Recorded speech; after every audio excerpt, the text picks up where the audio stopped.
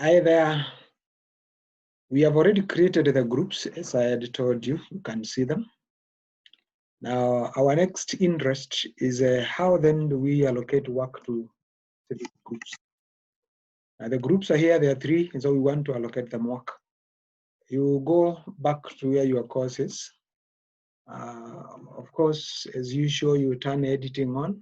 Editing is on. You go to that week where you want to create that activity for group discussion. Let's create it on this week of 1st July to 7th July. We create an activity there. The best way for students to discuss is through a forum. So create on the icon, click on the icon forum. When you come here, you can call that group discussion, group discussion.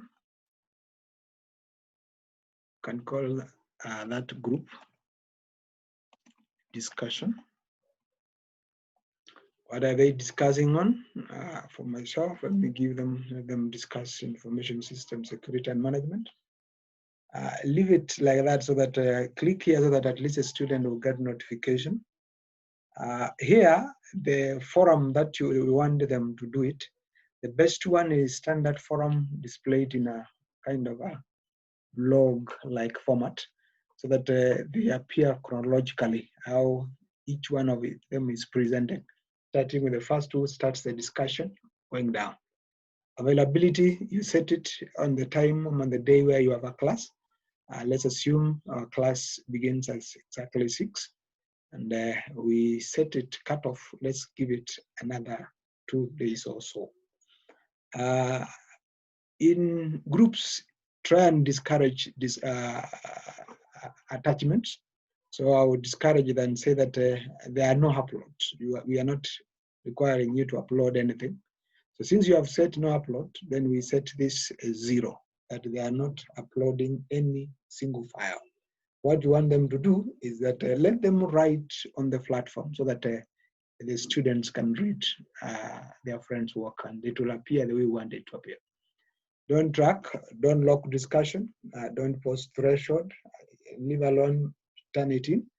Go down where there is now settings. Here, you want it to see it.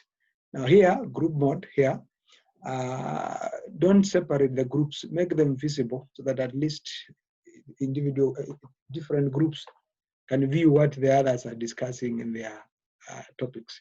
So you save and return back to course. We are there. We have created a forum. You can see as group discussion. We are discussing on information system security.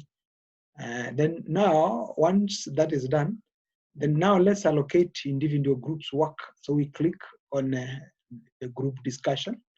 When you click on the group discussion, it opens this window. And here you can see all the participants. We are calling them visible groups, as I've told you. Here, the groups, when you click here, the groups are here. When you click on group 1, you want to assign group 1 some work. So once you click on group 1, then you click here, add a new topic to that group. Let's call the subject, as we know, is information system security and management. So here, we give this group some tasks. And number one, just for a quick one, we can give them, ask them why are our systems vulnerable? Can I ask them that and require them to discuss that? Why are our systems vulnerable? Once you have given them a question, then you can post the question. Now, that group already has a question. We have a task there given for them.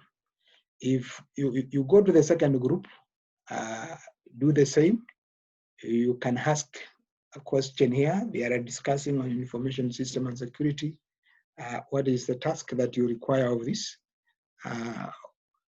Give them number 1. Here, we ask them, what are the sources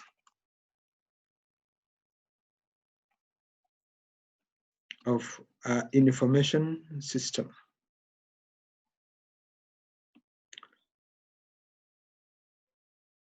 threats, information system threats. Sorry for this, information system threats. Once you have given them, post. And lastly, we finish the groups of you. So let's finish with this. Give them a topic. The course, some of the discussion topic is the same. You're assigning them a different task. So here, number one for this group will be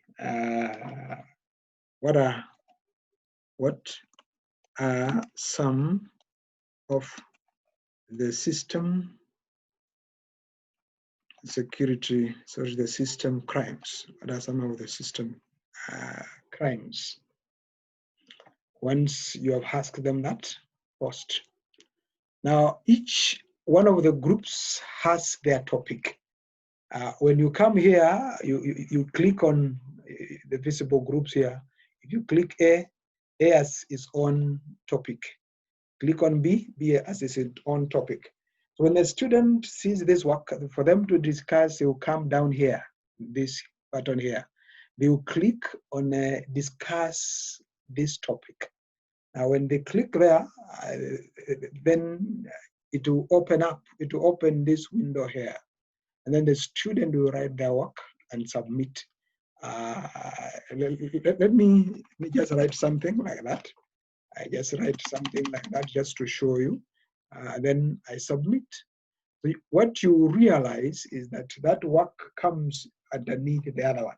Only that this is for a teacher, but it will keep on piling, going down. So the first one to submit, the second one, so they can discuss and discuss and discuss. Thank you very much for that. Let me see whether I have a course that they have discussed, an area where they have discussed for me to show you what I'm trying to say there. In a quick while, somewhere where they have a group where they have discussed the way I want, could be somewhere here, just to show you how it will appear chronologically. Now, have a look at this. Have a look at this topic. We required the student to discuss on database management. They were given groups here. The groups are already here. So if you pick one of the groups, like group A, and you pick on the topic, the effect of COVID-19 on information system uptake, if you click on that, you realize, you can see how the flow of the ideas of the student is coming. So that is what we would encourage each one of us to do. And it will also help our students to interact with one another. Thank you very much. Have a blessed evening.